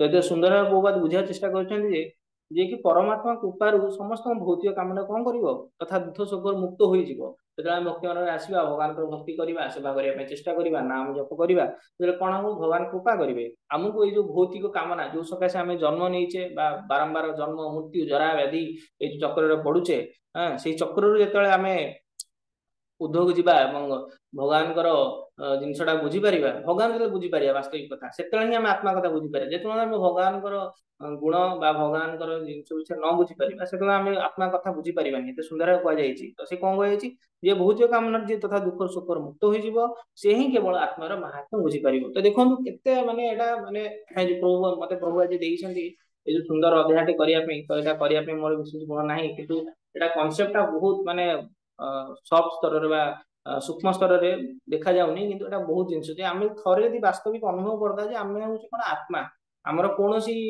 ये ना जे शरीर आम हूँ शरीर आम शरीर आम चेष्टा करूँ सब कौन करूँ भौतिक जगत में ए शरीर सदृश ये हूँ मोर माने ये बंधु ये सख सहोदर आज खरा होगा मत कष्ट हो वास्तविक कष्टा कौन वास्तविक कष्ट आम अनुभव करें वास्तविक कष्ट हूँ बारंबार जन्म नवा बारंबार मृत्यु हवा बारंबार कौन जो कष्ट पाचे जन्म मृत्यु जरा व्याधि विभिन्न प्रकार तीताप कष्ट द्वारा आम एत कष्ट पाचे आम से जिन अनुभव करें कहीं अनुभव करें कारण भगवान साथ कनेक्टेड ना तो ये सुंदर भाव में बहुपात कहते जी कि भौतिक कामना तथा सुख मुक्त हो मुक्त हम भगवान शरण गले ही मुक्त हम तो भगवान भक्ति कला ही मुक्त हम एवं से ही कौन कर आत्मार महात्मा बुझे आम से ही आत्मार महात्मा बुझे से आम चिंता करें अरे मुझे कौ चक्र जन्म मुक्ति चक्र पड़ी तो मत उद्धार करूँ से कौन करेंगे भगवान श्रीकृष्ण आमको उद्धार करेंगे।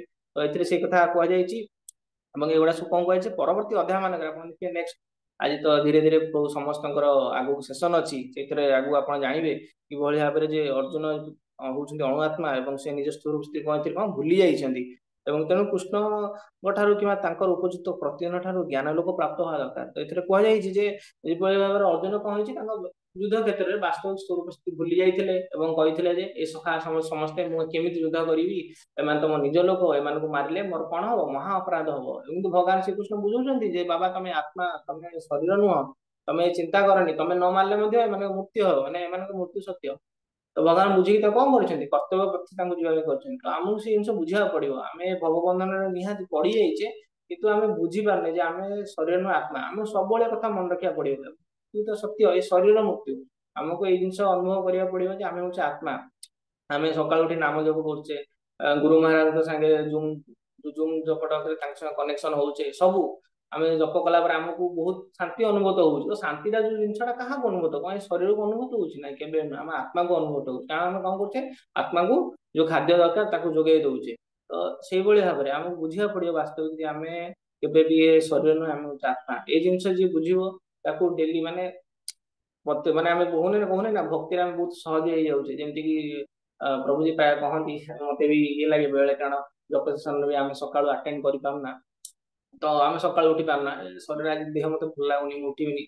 तो प्रथम बुझु जे आम के शरीर नुहे एमती लगे देह खराब लगे ये हम सी हम कि वास्तविक यहाँ बाह्य कि आप आत्मा तो के माने कौन आत्मा को कौन कौ जिन क्षति पहुंची पारे कहगला ना आत्मा को कहीं जाली पारे ना कहीं ये करें ना हाँ तो सुंदर भाव कहगला तो सब बुझु आम हूँ आत्मा तो यहाँ प्रभुपाद सुंदर भाव बुझा चेष्टा करें प्रभुपाद सब कौन को जोर कर कहती we are not this body we are soul प्राय लेक्चर देखिए प्रभुपाद सुंदर भाव कहती ବିଶ୍ୱ 8ଟା 25 ହେଇଛି ତ ପ୍ରଭୁଜୀ ମୁଁ କିଛି ଇଏ ଥିଲା ପଏଣ୍ଟ ଥିଲା ଯୋଉଟା କରିଥିଲି ତ ଟିକେ ସେୟାର କରିଥାନ୍ତି ମତେ ଟିକେ ଠିକ ଆଡମିନ କର। ଆଜ୍ଞା। ହଁ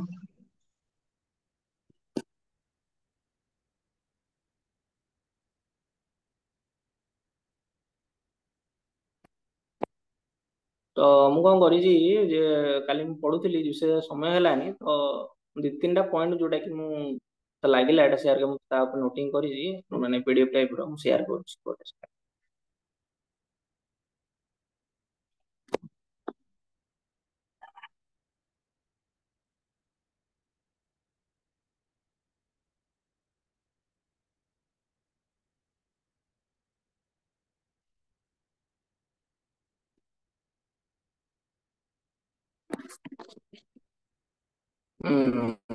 ହରେ କୃଷ୍ଣ।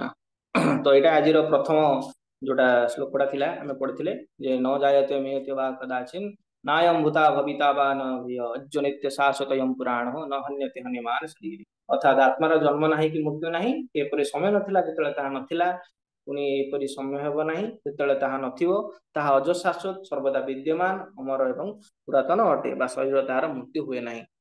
ଠିକ ଅଛି। ତ ଏଥିରେ ଗୋଟେ ଅଛି ଯୋଉଟା କି ଆମେ କଣ ହଉଛେ we are not this body we are this soul ଯୋଉଟା କହୁଥିଲି ଶ୍ରୀଲ ପ୍ରଭୁପାଦ ପ୍ରାୟ ତାଙ୍କ ପଏଣ୍ଟରେ କହନ୍ତି। ତ ଏଥିରେ ସେଇ ଭଗବତ ଗୀତାର ହିଁ ପଏଣ୍ଟ ଅଛି ଯୋଉଟାରେ ଲେଖା ହେଇଥିଲା ଯେ the body is subject to 6 kinds of transformation. It takes its birth from the womb, the mother's body remains for the some time, grows, produces some effects, gradually dwindles, and at last vanished into oblation. The soul, however, does not go through the such changes. The soul is not born, but because it takes on material body, the body takes its birth. The soul does not take birth there, and the soul does not die. अर्थात एथिरे कौन बुझागला जो शरीर अच्छी ताहा कौन करे मातृ गर्भ धारण करे 6 मास जाएंगी एवं या धीरे धीरे कौन हुए वर्धित हुए एवं सवाशरे कौन हुए भैनिस्ड अर्थात सरी जाए। किंतु जो आत्मा रहिला the soul how does not go through the such changes, ये जो चेंजेस हुए एथिरे हुए देखो एथिरे सुंदर भाबरे ଲେଖା ହେଇଛି ଆମେ ଛୋଟବେଳୁ କଣ ଥାଉ ଜନ୍ମ ହେଲା ବେଳେ ଦେଖନ୍ତୁ ଏଇ ଚକ୍ରରେ ଧୀରେ ଧୀରେ ଧୀରେ ସେ ପିଲାଟି ବଡ ହଉଛି, ବାଳକ ହଉଛି, ସେ ଚାକିରି କରୁଛି, ଚାକିରି କଲା ପରେ ବିବାହ କଲା, ବିବାହ କଲା ବୃଦ୍ଧ ହେଇ ତାପରେ କଣ ହଉଛି ଡେଥ। ପୁଣି ଡେଥ ସରିନି, ଦେଖନ୍ତୁ ଏଠି ସୁନ୍ଦର ଭାବେ ଦେଖା ହେଇଛି ଏଥିରେ ଡେଥ ସରିନି, ଡେଥ ହେଲା ପରେ ପୁଣି ଜନ୍ମ ଗ୍ରହଣ କରୁଛି, ପୁଣି ସେ ଚକ୍ର ଚାଲିଛି। ଆଉ ଏଇଠି ଏଇ ଚକ୍ର ଦେଖନ୍ତୁ ଯୋଉଟା ମାନେ କ୍ରସ କରିକି ଦେଖାଯାଇଛି ଜଣେ ଏପଟୁ ଯାଉଛି ପୁଣି ଚକ୍ର, ଏଇ ଯୋଉ ଚକ୍ର ହଉଛି ଏଟା ହିଁ ହଉଛି ସେଇ ଜନ୍ମ ମୃତ୍ୟୁ ଜରା ଚକ୍ର। ଏବଂ ମାୟାର ପ୍ରପଞ୍ଚରେ ଆମେ ପଡି କଣ କରୁଛେ କେତେବେଳେ ଘୋଡା ହଉଛେ, କେତେବେଳେ ମାଛ ମାଛି ହେଲେଣି, ତ କେତେବେଳେ ଭାଲୁ ହଉଛେ, ଦେଖନ୍ତୁ ଏଇ ହିଁ ଜନ୍ମ ମୃତ୍ୟୁ ଚକ୍ର। ତ ଏଥିରେ ଶରୀର ପରିବର୍ତ୍ତନ ହଉଛି, ଆତ୍ମାର କୌଣସି ପରିବର୍ତ୍ତନ ନାହିଁ। ଏଇଟା ଏଇ କଥା କୁହାଯାଉଛି, ଏଥିରେ କୁହାଯାଉଛି we are not this body we are soul। ଆମକୁ ବୁଝିବାକୁ ପଡିବ ଆମେ ହଉଛି ଆତ୍ମା, କାହିଁକି ଏ କଷ୍ଟ ଭୋଗୁଛେ, ତେଣୁକରି ଆମକୁ ଏଇ କଷ୍ଟରୁ କଣ ହବାକୁ ପଡିବ ନିବୃତ୍ତ ହବାକୁ ପଡିବ। ହଁ ତ ଏଥିରେ ପୁଣି ନେକ୍ସଟ ଲାଷ୍ଟ ରହିଲା ଯେ ଯୋଉଟା କଠୋପନିଷଦରେ ଆମେ ପଢୁଥିଲେ କଣ ଲାଷ୍ଟ ଯୋଉଟା ଥିଲା ଯେ ଅଣରୟାନ ହନ୍ନତ୍ୟ ମହିୟାନ ଆତ୍ମସ୍ୟ ଜାନ୍ତ ନହେତେ ଗୁୟାମ ତମ ଅକୃତ ପଶ୍ୟତି ବିତ ଶୋକ ଧାତୁ ପ୍ରସାଦାମ ମହିମାନ ଆତ୍ମନ। ଅର୍ଥାତ ଯୋଉଟା ମୁଁ କହୁଥିଲି ଯେ ଭଗବାନ କଣ କରନ୍ତି, ଭଗବାନ ସବୁବେଳେ ସମସ୍ତଙ୍କ ଜୀବ ହୃଦୟରେ ଦି ପ୍ରକାର, ଗୋଟେ ହଉଛି ଆମ ଆତ୍ମା, ଆଉ ଗୋଟେ କଣ ହଉଛି, ଆଉ ଗୋଟେ ହଉଛି ସ୍ୱୟଂ ପରମ ପୁରୁଷ ଶ୍ରୀକୃଷ୍ଣ ସମସ୍ତଙ୍କ ହୃଦୟ ଅବସ୍ଥାନ କରନ୍ତି। ଠିକ ଅଛି। କିନ୍ତୁ ଆମେ ଯେତେବେଳେ କଣ ହବ ଆମେ ଭଗବାନ ପ୍ରାର୍ଥନା କରିବା ବା ଏଇ ଜିନିଷ ଜାଣିପାରିବା ଯେ ଆମେ ଜନ୍ମ ମୃତ୍ୟୁ ଭିତରେ ପଡିଯାଇଛେ ଏବଂ ଭଗବାନ ପ୍ରାର୍ଥନା କଲା ପରେ ହିଁ ଆମେ କଣ କରିପାରିବା ଏଇ ଜନ୍ମ ମୃତ୍ୟୁ ଜରାବଧି ଚକ୍ର ବିଷୟ ବୁଝିପାରିବା ଏବଂ ଆତ୍ମାର ମାହାତ୍ମ୍ୟ ବୁଝିପାରିବା। ଏବଂ ସମସ୍ତଙ୍କୁ ବୁଝିବାକୁ ପଡିବ କଣ ଏଥିରେ ଲେଖା ଯାଇଛି ଯେ ବୋଥ ଦ ସୁପ୍ରିମ ସୋଲ ଆମେ ଯୋଉଟା ପଢୁଥିଲେ ଯେ ଉଭୟ ଜୀବାତ୍ମା ଓ ପରମାତ୍ମା, ଏଥିରେ ଲେଖା ହେଇଛି ଇଂଲିଶରେ ଯେ ବୋଥ ଦ ସୁପର ସୋଲ and the atomic soul are situated on the same tree of the body within the same heart of the living being, and only one has become free from all material desires as well as lamentations can by the grace of the supreme understand the glories of the soul. Krishna is the foundation head of super soul। ଦେଖନ୍ତୁ ଏଥିରେ କୁହାଯାଇଛି ଭଗବାନ ଶ୍ରୀକୃଷ୍ଣ ହଉଛନ୍ତି କିଏ, ଭଗବାନ ଶ୍ରୀକୃଷ୍ଣ ହଉଛନ୍ତି ସମସ୍ତ ମାନେ ଯେତିକି ଆତ୍ମା ଇଏ ସବୁର ହଉଛନ୍ତି ମୁଖ୍ୟ ସ୍ଥଳ ବା ଭଗବାନ ଠାରୁ ଆମେ କଣ ହେଇଛେ, ଆମେ ଭଗବାନ ଠାରୁ ଆସିଛେ। ତେଣୁକରି ଏଇ ଯୋଉ ଜିନିଷ ମୁଁ ଲେଖିଥିଲି we are the part and parcel of Lord Krishna। କେବେ ବି ଆମେ ଅଲଗା ନୁହେଁ, ଆମେ ଭଗବାନ ଠାରୁ ଅଲଗା ନୁହେଁ, ଭଗବାନ ଠାରୁ ଆସିଛେ ଏବଂ ଭଗବାନ ହଉଛନ୍ତି ଆମର ପରମ ପିତା। ଏକଥା ଆମକୁ ସର୍ବଦା ମନେ ରଖିବାକୁ ପଡିବ, ତାହେଲେ ହିଁ ଆମେ ଭକ୍ତି ମାର୍ଗ ବିଚ୍ୟୁତ ହବା ନାହିଁ। ଯେବେ ଭାବିବା ଯେ ଆମେ ସ୍ୱୟଂ ମାନେ ଆମେ ନିଜେ ସବୁ କିଛି କରିପାରିବା ବା ଆମେ ହଉଛି ସେପାରେଟ, ସେବେ ହିଁ ଆମେ କଣ ହବ ଭଗବାନ ଠାରୁ ଅଲଗା ହେଇଯିବା। ତେଣୁକରି ଆମକୁ ସେ ଜିନିଷ କରିବାର ନାହିଁ। ଆମେ ସବୁବେଳେ ଚେଷ୍ଟା କରିବା ଯେ କିଭଳି ଭାବରେ ଭଗବାନଙ୍କର ଶରଣାଗତ ରହିପାରିବା ଏବଂ ଆତ୍ମା ବିଷୟ ବୁଝିପାରିବା। ଯାହାର ଆତ୍ମଜ୍ଞାନ ବୋଧ ହୋଇଯାଏ ସେ କେବେ ବି ଦେଖନ୍ତୁ ରାସ୍ତା ଭକ୍ତି ହବନି। ଆମେ ଯୋଉ ଭକ୍ତି ମାର୍ଗରେ ଆସିଛେ ଆମେ ସବୁବେଳେ କହୁ ପ୍ରଭୁଜୀ ଆମେ କେମିତି ଭକ୍ତି ମାର୍ଗରେ ଆଗକୁ ଯିବା, ଆମେ କେମିତି ଷ୍ଟିକ୍ ରହିବା। ତ ଏ ସବୁର ଗୋଟେ ହିଁ କନସେପ୍ଟ, ଯିଏ ବୁଝିଗଲା ଯେ ଆତ୍ମା କଣ ବା ଶରୀର କଣ, ଆତ୍ମାର କନସେପ୍ଟ ତାର କ୍ଲିୟର ହେଇଗଲା ଓଭରାଲି, ସେ କେବେ ବି ଏଇ ଚକ୍ରରେ ପଡିବନି ବା କେବେ ବି ଅଲଗା କୌଣସି ଇଏ ନ ପଡି ସେ ଜାଣିଦବ ଯେ ଭକ୍ତି ଜିନିଷ ହିଁ ମୋ ପାଇଁ ମୁଖ୍ୟ। କାରଣ ଆତ୍ମା ଯଦି ନାହିଁ ତାହେଲେ ଶରୀରର କିଛି ସ୍ଥିତି ନାହିଁ, ମାନେ ନର୍ମାଲ କଥା। କିନ୍ତୁ ଆମେ ସେ ଜିନିଷ ଅନୁଭବ କରିପାରୁନି। ପ୍ରଥମେ ଅନୁଭବ କରିବାକୁ ପଡିବ ଡିପଲି ଯେ ପଦେ ପଦେ ବିପଦମ୍ ଯେମିତି କୁହାଯାଏ, ପ୍ରତି କ୍ଷଣରେ ମୃତ୍ୟୁ କେତେବେଳେ ବି ଆସି ଯାଇପାରେ, କେତେବେଳେ ବି ଆମକୁ ମୃତ୍ୟୁ ହେଇଯାଇପାରେ, ଆମେ ଜାଣିପାରିବାନି। ସଡନଲି ଭଗବାନ ପୁଣି ଆଉଥରେ ଗୋଟେ ପୁଣି କୋଉ ଶରୀର ପ୍ରଦାନ କରିବେ ତାର କିଛି ଗ୍ୟାରେଣ୍ଟି ନାହିଁ। ତ ଆମେ କାହିଁକି ନାମ ଜପକୁ କାଲିକୁ ଘୁଞ୍ଚେଇ ଦବା, କାହିଁକି ଆମେ ପ୍ରଭୁଙ୍କର ଯୋଉ ଲେକ୍ଚର ଆସୁଛି ଅଥରାଇଜ ପ୍ରଭୁଙ୍କର ହଉ, ମିଳନ ପ୍ରଭୁଙ୍କର ହଉ, ଗୁରୁ ମହାରାଜଙ୍କର ହଉ ଲେକ୍ଚର ଆସୁ, ଆମେ ଆଜି ଶୁଣୁନି କାଲି ଶୁଣୁଥିବା, ଏମିତି ସ୍କିପ୍ କରିବାନି କେବେ। ଆମେ ସବୁ ଜିନିଷକୁ ଆଜି ହିଁ କରିବାକୁ ପଡିବ, ସବୁବେଳେ ମନେ ରଖିବାକୁ ପଡିବ ଯେପରିକି ମୃତ୍ୟୁ ନେକ୍ସଟ ମୋମେଣ୍ଟରେ ଆସିପାରେ, ସେଇଭଳି କିଛି ବି ହେଇପାରେ। ଏ ଶରୀର କେତେବେଳେ ବି ନଷ୍ଟ ହେଇଯାଇପାରେ, ଚିର ବା ଚିର ଜଗତରେ କିଛି ବି ସ୍ଥାୟୀ ନୁହଁ, ଅସ୍ଥାୟୀ। ତ এই କଥାକୁ ଆମକୁ କଣ୍ଟିନ୍ୟୁ କରିକି ଆଗକୁ ଯିବାକୁ ପଡିବ। ତ ଏଇପରି ଭାବରେ ସୁନ୍ଦର ଭାବରେ ଲାଷ୍ଟକୁ ଇଏ କରିକି ପ୍ରଭୁପାଦ ଏକ୍ସାମ୍ପଲ ଗୁଡିକ ଆମକୁ ବୁଝେଇଲେ, ଠିକ ଅଛି। ଏବଂ ଆମେ ବିଶେଷ ଭାବରେ ହରେ କୃଷ୍ଣ, ତ এইଭଳି ତିନିଟି ପଏଣ୍ଟ ଯୋଉଟା କି ମତେ ଲାଗିଲା ଯେ ସେୟାର କରିବା ପାଇଁ ମୁଁ ସେଟା ପିପିଟି ଛୋଟିଆଟେ କରିଥିଲି, ଯେହେତୁ ବିଶେଷ ସମୟର ବି ପ୍ରାବଧାନ ନଥିଲା। ପ୍ରଭୁଜୀ ପରଦିନ ହିଁ ଅଚାନକ ଆଜିର ଇଏ ପାଇଁ କହିଦେଇଥିଲେ, ତ ମୁଁ ଏଇ ତିନିଟା ଇଏ ପାଇଁ କରିଥିଲି ଯୋଉଟା କି ପ୍ରଭୁପାଦଙ୍କର ହିଁ ତାଙ୍କର ହିଁ ଭଗବଦ୍ଗୀତା, ଏଇଥିରୁ ମୁଁ ସାରାଂଶରୁ ନେଇଥିଲି।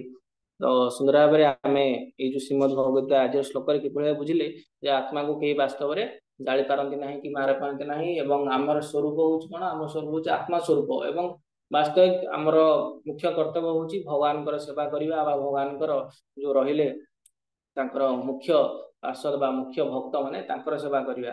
ଆଉ ଆମକୁ କଣ କରିବାକୁ ପଡିବ, ଆମକୁ ଏଇ ଯୋଉ ଶରୀରରୁ ଉପର ସ୍ତରକୁ ଯିବାକୁ ପଡିବ। ଯଦି ଆମେ ଜାଣିପାରିବାନି ଯେ ଆମେ ଆତ୍ମା ନୁହେଁ, ଆମେ ଅଲଗା କିଛି, ବା ଆମେ ଭାବିବା ଯେ ମୁଁ ହଉଛି ଯେମିତି କି ମୁଁ ନା ଭାବିବି ମୋ ନାଁ ହଉଛି ସଞ୍ଜୟ, ମୁଁ ଏଠି ଚାକିରି କରୁଛି, ମୋର ଏ ଭାଇ ଅଛନ୍ତି, ପିତା ଅଛନ୍ତି, ବାସ୍ ଆପଣ ଭୁଲିଯିବେ ଯେ ବାସ୍ତବରେ ଆପଣ କିଏ। ଆପଣ ସଂସାର ବନ୍ଧନ ପଡିଯିବେ, କାଲି ଘର କରିବେ, କାଲି ବିଲ୍ଡିଂ କରିବେ, ଗଲା ସଇଲା। ତାପରେ କଣ ହବ, ଆଟ୍ ଦ ଏଣ୍ଡ ଆପଣଙ୍କ ଡେଥ ଆସିଯିବ। ଆପଣ ସେତେବେଳେ ଭାବିବେ ମୁଁ ଆଜି ନାମ ଜପ କରିନେବି, ଆଜି ଭକ୍ତି ହେଇପାରିବନି, ଏବଂ ଶେଷରେ ଭଗବାନଙ୍କର ଯୋଉ ଅଛି ରୁଲସ ସେଇ ହିସାବରେ ଆପଣଙ୍କ ଶରୀର ପୁଣି ହାନିଷ୍ଟ ଅର୍ଥାତ ସମାପ୍ତ ହେଇଯିବ। ତ ଆମେ ସେମିତି କରିବା ପାଇଁ ସମୟ ଦେବାନି, ବିଶେଷ ଭାବରେ ଚେଷ୍ଟା କରିବା କିଭଳି ଭକ୍ତି କରିପାରିବା। ଏବଂ ଆଜି ଯୋଉ ଶ୍ରୀମଦ ଭଗବତ ଥିଲା ଶ୍ଲୋକ, ମୁଁ ତ ବିଶେଷ ଭାବରେ ମାନେ ତାକୁ ଇଏ କରିପାରିଲିନି। ତ ଯଦି ମୋର ଦୋଷ ତ୍ରୁଟି ରହିଯାଇଥିବେ ଏବେ ମତେ କ୍ଷମା କରିଦେବେ। ଏବଂ ମଥୁରାଜ ପ୍ରଭୁଙ୍କୁ ମୁଁ ବି ରିକ୍ୱେଷ୍ଟ କରିବି ସେ ଯଦି କିଛି ପଏଣ୍ଟ ସେୟାର କରିବେ ତ ସୁନ୍ଦର ଲାଗିବ। ହରେ କୃଷ୍ଣ। ପ୍ରଭୁ ବିଶେଷ ଧନ୍ୟବାଦ, ସୁନ୍ଦର ପ୍ରେଜେଣ୍ଟେସନ ଦେଇଛନ୍ତି। ତ ଆମେ ଆଉ ଟିକେ ଜିନିଷ ନୋଟ କରିବା କି ସମୟ ଦେଖିକି ଆମକୁ କମ୍ପ୍ଲିଟ କରିବାର ଅଛି, କାହିଁକି ନା ଆମେ ପୁରା ଏକ୍ସପ୍ଲେନ କରିବା। ମୁଁ ସେଥିପାଇଁ କହିଥିଲି ସେସନ ଆମେ ପଏଣ୍ଟ ସେୟାର କରିବାର ଅଛି, ନହେଲେ ଲାଗିବ କି ଏକ୍ସପ୍ଲେନ କରୁଛନ୍ତି କେବଳ। ଏକ୍ସପ୍ଲେନ ମାନେ ବ୍ୟାଖ୍ୟା କରିବା ପାଇଁ ତ ବହୁତ ଟାଇମ ଦରକାର ଅଛି ହେଲା। ତ ଏଠି ମୁଁ କେବଳ ମେନ୍ ପଏଣ୍ଟ ପ୍ରପାରଙ୍କ ପରପଟରୁ ପ୍ରପାରଙ୍କ ଲେକ୍ଚରରୁ ସେୟାର କରିବା ପାଇଁ କହୁଥିଲି। ତ ଟିକେ ସମୟର ସୀମା ରଖିବ, ଯେତେବେଳେ 22-23 ମିନିଟ ହେଇଯିବ ସେତେବେଳେ କନକ୍ଲୁଡ କରିବାର ଅଛି, ତାକି ବାକି 1-2 ମିନିଟ ଟା କ୍ୱେଶ୍ଚିନ୍ ଆନ୍ସର ଯଦି ରଖିବାର ଅଛି ରଖିହବ। ଆଉ କାହିଁକିନା ଇଚ ଡେ 2ଟା ସେସନ ହେଲା ବେଳକୁ ସମସ୍ତେ ଟିକେ କମ୍ଫର୍ଟେବଲ ଫିଲ୍ କରିବା ଦରକାର ଟାଇମକୁ ନେଇକି। ଠିକ ଅଛି, ମୁଁ କାହାକୁ ଡିସ୍କରେଜ କରୁନି।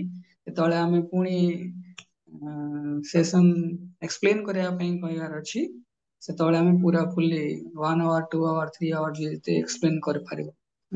କିନ୍ତୁ ଏଠି ଆମେ ମେନ୍ ଫୋକସ ରଖିବାର ଅଛି କି ଲେସନ୍ସ, ପ୍ରାକ୍ଟିକାଲ ଆପ୍ଲିକେସନ, ପ୍ରଭୁପାଦଙ୍କର ଆନାଲୋଜି, ଏଇ ତିନିଟା ଜିନିଷ ମୁଁ ପ୍ରାଇମ ଫୋକସରେ ରଖିବା ପାଇଁ ଚାହେଁ। ଯାହା ହଉ ପ୍ରଭୁଙ୍କର ସୁନ୍ଦର କମ ସମୟରେ ପ୍ରଭୁ ସୁନ୍ଦର ପ୍ରିପାରେସନ ଦେଇଛନ୍ତି, ତ ବିଶେଷ ଧନ୍ୟବାଦ। ତ ବସ୍ 2-3ଟା ପଏଣ୍ଟ ମୁଁ ସେୟାର କରିଦଉଛି କନକ୍ଲୁଡ କରିବା ପାଇଁ। ଯଦି କାହାର କିଛି ପ୍ରଶ୍ନ ଅଛି ତ ତୁରନ୍ତ ପଚାରି ପାରିବେ। ଫାର୍ଷ୍ଟ ପଏଣ୍ଟ ହେଲା ଏଠି ନ ଜାୟତେ ମ୍ରିୟତେ ବା କଦାଚିନ୍, ତ ଏଠି ଅନବର୍ନ, ଅନବର୍ନ ମାନେ ଯାହାର ଜନ୍ମ ହେଇନି। ଆମେ ନର୍ମାଲି ଅନବର୍ନ ମାନେ କଣ କହନ୍ତି, ଯାହାର ଜନ୍ମ ହେଇନି, ବୁଝାପଡୁଛି ନା। ଅନବର୍ନ ମାନେ କଣ କହିଲେ, ଯାହାର ଜନ୍ମ ହେଇନି। ବାସ୍ତବରେ unborn implies not existence before birth but existence beyond birth. ହେଲା। ଆମେ ଭାବନ୍ତି ଗୋଟେ ପିଲା ଜନ୍ମ ହେଇନି ମାନେ ସେ ଅନବର୍ନ ଅଛି, କିନ୍ତୁ ବାସ୍ତବରେ ଅନବର୍ନ ଯୋଉ କନସେପ୍ଟ ଅଛି ଭଗବତ ଗୀତା ଅନୁସାରେ କଣ ଏକ୍ଜିଷ୍ଟେନ୍ସ ବିୟଣ୍ଡ ବାର୍ଥ, ଜନ୍ମ ମୃତ୍ୟୁ ପ୍ରକାର ତାଙ୍କ ବୁକ୍ ଅଛି ନା, ବିୟଣ୍ଡ ବାର୍ଥ ଆଣ୍ଡ ଡେଥ ହେଲା। ତେଣୁ ସେଥିପାଇଁ ଆତ୍ମା ତ ସବୁବେଳେ ଅନବର୍ନ ହିଁ ଥାଏ। ତ ଏଠି ଆତ୍ମା ବିଷୟରେ କୁହାହଉଛି, ଶରୀର ବିଷୟରେ କୁହାହଉନି। କାହିଁକି ନା ଜନ୍ମ କୁହାହଉଛି ତ ୟାର ସିଗ୍ନିଫିକାନ୍ସ ହେଲା ଯେତେବେଳେ ଆମେ ମେଟେରିଆଲ ଏକ୍ଜିଷ୍ଟେନ୍ସ କୁ ଏଣ୍ଟ୍ରି କରନ୍ତି, ସେଇଟା ବଡିର ଶରୀର ଜନ୍ମ ହୁଏ, ସ୍ପେସିଫିକ ଶରୀର ମିଳେ। କିନ୍ତୁ ବାସ୍ତବରେ ଅନବର୍ନ ମାନେ ହବା କଥା କି ଆମେ ଜନ୍ମ ମୃତ୍ୟୁର ସାଇକେଲ ରୁ ମୁକ୍ତ, ଅନବର୍ନ ସେଠି, ସେଥିପାଇଁ ଆତ୍ମାକୁ ଡିନୋଟ କରାହଉଛି। କୃଷ୍ଣ ବି ଅନବର୍ନ, ଆତ୍ମା ଆମେ ସମସ୍ତେ ସମସ୍ତେ ଅନବର୍ନ, କିନ୍ତୁ ଏଠି ଯେତେବେଳେ କୃଷ୍ଣଙ୍କ ବିଷୟରେ କୁହାଯିବ ତ ତାର ଅଲଗା ଚାପ୍ଟର ସହିତ କନେକ୍ସନ ଦେଖିପାରିବା କି ଭଗବାନ ଙ୍କର ସମସ୍ତ ଜୀବ ମାନଙ୍କ ଉପରେ ଲର୍ଡସିପ ଅଛି, ଆମର ନାହିଁ। ତେଣୁ ସେଥିପାଇଁ ଆମେ ଆମର ଯୋଉ ଏକ୍ଜିଷ୍ଟେନ୍ସ ଅଛି ଏଟା ଇଟରନାଲ ଏକ୍ଜିଷ୍ଟେନ୍ସ କୁ ଡିନୋଟ କରିବା ଦରକାର। ସମରାଇଜ କଲେ କଣ ହବ କି ଗୋଟେ ଛୋଟ ପିଲାଟେ ତାର ଅନବର୍ନ ଇନଫାଣ୍ଟ କୁହାଯାଏ, ଛୋଟ ଶିଶୁଟେ ତ ସିଏ ତାର ପ୍ରୋଗ୍ରେସ କେମିତି କରିବ ଯେତେବେଳେ ସେ ଜନ୍ମ ନବ, ବୁଝିଲା। ଗୋଟେ ଛୋଟ ଶିଶୁଟେ ସେ କେତେବେଳେ ପ୍ରୋଗ୍ରେସ କରିବ ଯେତେବେଳେ ସେ ଜନ୍ମ ନବ। କିନ୍ତୁ ଯେ ଅନବର୍ନ ଅଛି, ଅନବର୍ନ ମାନେ କଣ, ଆତ୍ମା, ସିଏ କେତେବେଳେ ପ୍ରୋଗ୍ରେସ କରିବ ଯେତେବେଳେ ସେ ଜନ୍ମ ମୃତ୍ୟୁର ପରପାରିକୁ ଯିବ, ହେଲା, ବୁଝିଲା ନା। ତାପରେ ବହୁତ ବଡ ଭଲ କନସେପ୍ଟ ଅଛି।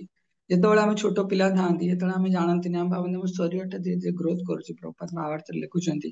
ତାପରେ ପ୍ରଭୁଜୀ କହିଲେ 6 types of transformation ହନ୍ତି। ବେଳେବେଳେ ବଡ ଲୋକ ଛୋଟ ପିଲାଙ୍କ ଭଳିଆ କାମ କରନ୍ତି, ହେଲା, ବଡ ଲୋକ ହେଇଥିବେ ଛୋଟ ପିଲା ଭଳିଆ କାମ କରନ୍ତି। ତେଣୁ ସେଥିପାଇଁ ବଡିର ଗ୍ରୋଥ ଟା ଅଟୋମେଟିକ ଥାଏ, ବହୁତ ପ୍ରାକ୍ଟିକାଲ ଜିନିଷ ଏଟା, ବଡିର ଗ୍ରୋଥ ଟା ଅଟୋମେଟିକ ଥାଏ। ଆଉ କିନ୍ତୁ ଯଦି ଆତ୍ମାର ଗ୍ରୋଥ କରିବାର ଅଛି ଆମକୁ, ତା ପାଇଁ ଆମକୁ ପରିଶ୍ରମ କରିବାକୁ ପଡେ। ତାପରେ ଆମେ ବୁଝିପାରିବା କି ଛୋଟ ପିଲାଟେ ଯେତେବେଳେ ଜଣଙ୍କର ଗ୍ରୋଥ ହଉଛି, ଯେତେବେଳେ ରେକଗ୍ନାଇଜ କରୁଛି ଜଣଙ୍କର ଗ୍ରୋଥ ହେଲା ବୋଲି, ବଡିଲି ଗ୍ରୋଥ ନୁହଁ, ସୋଲ ର ଗ୍ରୋଥ, ସୋଲ ର ପ୍ରୋଗ୍ରେସ, ସେତେବେଳେ ଆଣିବା କି ତାର ଗ୍ରୋଥ ହେଇଗଲା, ହେଲା। ବଡିର ଗ୍ରୋଥ ତ କେତେବେଳେ ବି ଚାଲିବ, ଏଟା ଅଟୋମେଟିକ ସବୁବେଳେ। ସେଥିପାଇଁ ଆମେ ସମସ୍ତେ ଗୋଟେ ଡଙ୍ଗା ଭଳିଆ ବସିଛେ, ଯୋଉଥିରେ ଶରୀର ରୂପକ ନୌକା ଅଛି, କିନ୍ତୁ ଶରୀର ରୂପକ ନୌକା ଟା ଆମକୁ ଠକି ଦଉଛି। କାହିଁକି ନା ଆମେ ଭାବନ୍ତି ଶରୀର ନୌକା ମାଧ୍ୟମରେ ଆମେ ବିଭିନ୍ନ କାର୍ଯ୍ୟ ସାଧନ କରିପାରିବା, ହେଲା, ଅତୀତରେ କରିକି ଆସିଛେ, ଏବେ କରିବା, ପୁଣି ଆଗକୁ ବି କରିବାର ଅଛି ବୋଲି ଆମେ ଭାବନ୍ତି। କିନ୍ତୁ ଏହା ଆମକୁ ସବୁବେଳେ ଠକି ଦିଏ। କାହିଁକି କାହିଁକି ନା ଶରୀର ରୂପକ ଡଙ୍ଗା ନିଜେ ଦିନେ ବୁଡିବ ହିଁ ବୁଡିବ, ହେଲା। କିନ୍ତୁ ଯଦି ଆମେ ଆତ୍ମସ୍ଥିତିରେ ରହିବା, ତାହେଲେ ପ୍ରଭୁଜୀ କହିଲେ କି ଆମେ ଭୁଲିବାନି ଆମର ପରମାତ୍ମାଙ୍କ ସହିତ କନେକ୍ସନ ଅଛି ବୋଲି, ହେଲା। ନା ଆମର ବଡିର ବହୁତ ସମୟରେ ଲୋକ ଏଠି ଆକ୍ଚୁଆଲି ଅର୍ଜୁନଙ୍କର ଧାରଣା ଅଛି କି ମୁଁ କାହାକୁ ଜୀବ ହତ୍ୟା କରିବିନି ବୋଲି, ମୋରାଲିଟି ପ୍ରିନ୍ସିପଲରେ ଅର୍ଜୁନ ରହିବା ପାଇଁ ଚାହୁଁଛନ୍ତି।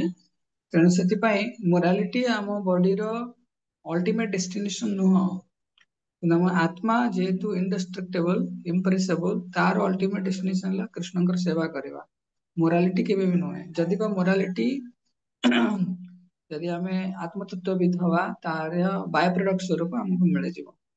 ତେଣୁ ଯେ ପର୍ଯ୍ୟନ୍ତ ଆମେ ନିଜକୁ ଶରୀର ସହିତ ମିସ୍ ଆଇଡେଣ୍ଟିଫାଇ କରୁଥିବା, ସେତେବେଳେ ପର୍ଯ୍ୟନ୍ତ ଆମକୁ ମୃତ୍ୟୁର ଭୟ ରହିବ, ସମସ୍ୟା ରହିବ, ଭୟ ଯାହାବି ଡର ମୃତ୍ୟୁର ରହିବ। କିନ୍ତୁ ଯେତେବେଳେ ଆମେ କି ଆତ୍ମତତ୍ଵବିତ ହବା, ଯେତେବେଳେ ଶରୀର ପ୍ରତି ଆସକ୍ତି, ଶରୀର ସମ୍ବନ୍ଧୀୟ ବସ୍ତୁ, ବ୍ୟକ୍ତି, ପରିସ୍ଥିତି ପ୍ରତି ଆସକ୍ତି ରୁ ଆମେ ମୁକ୍ତ ହେଇପାରିବା। ବେଷ୍ଟ ପ୍ରୋସେସ ଚୈତନ୍ୟ ମହାପ୍ରଭୁ ଆମକୁ ଦଉଛନ୍ତି, ଆମକୁ ହରିନାମ କରିବାର ଅଛି। ତା ମାଧ୍ୟମରେ ଆମେ ରିଅଲାଇଜେସନ ଆସିଯିବ ଯେ ଆମେ ବଢିଗଲାଣି, ଆମର ବୟସ ବଢିଗଲାଣି, ବୟସ ସ୍ପିରିଚୁଆଲ ଗ୍ରୋଥ ହେଇଗଲାଣି। ଠିକ ଅଛି, ଓକେ, ଏଠି କନକ୍ଲୁଡ କରିବା। ତ ମୁଁ ଏକ୍ସପେକ୍ଟ କରୁନି କେବେ ବି ଏତେ ସମୟ ନବା ପାଇଁ। ତ ହାର୍ଡଲି ଯେ ସ୍ପିକର ରହିବେ ତ 20 to 30, 20 to 25 minutes maximum, 2-3 minutes ସମରାଇଜ କରିବି କେବଳ। ଯଦି କିଛି କ୍ୱେଶ୍ଚନ ଆନ୍ସର ଅଛି ଜଣେ ପଚାରି ପାରିବେ। ହରେ କୃଷ୍ଣ, କାହାର କିଛି ପ୍ରଶ୍ନ ଅଛି?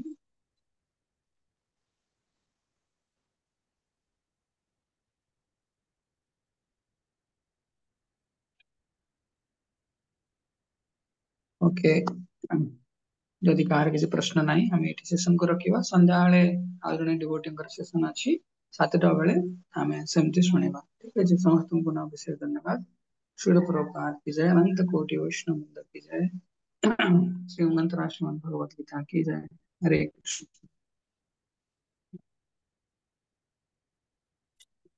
वंशाकल्पतरुश्च कृपा सिन्धु